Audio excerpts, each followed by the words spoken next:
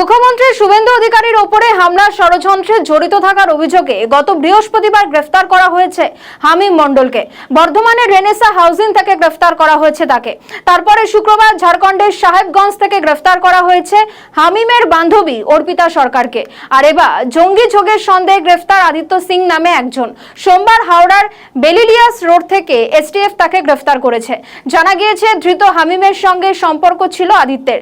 ধৃতকে ইতিমধ্যেই জিজ্ঞাসাবাদ শুরু করেছে পুলিশ। আপনাদেরকে আরো একবার জানিয়ে রাখি, প্রথমে হামিমকে গ্রেফতার করা হয়। হামিমকে গ্রেফতার করার পর তারপর হামিমের যে বান্ধবী তাকে গ্রেফতার করা হয় এবং তাদের দুজনকে জিজ্ঞাসাবাদের পর হামিমের আরেকজন বন্ধু এই আদিত্য সিংকে গ্রেফতার করা হয়েছে।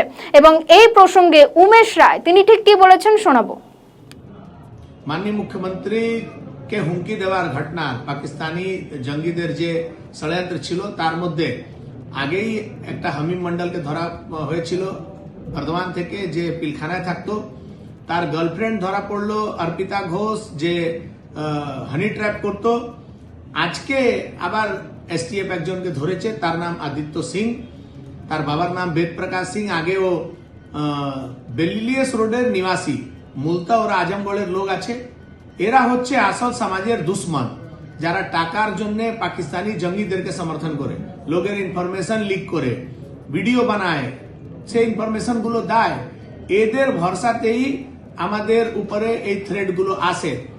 আমি বলছি, আগেও বলেছিলাম যে এই পুরো বিষয়টা খতিয়ে দেখার কাজ এসটিএফ করছে।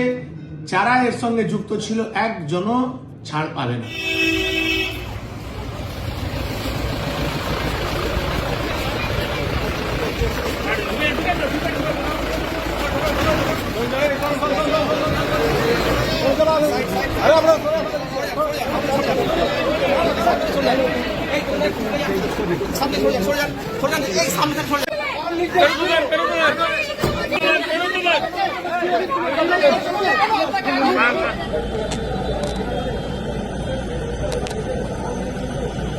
একটা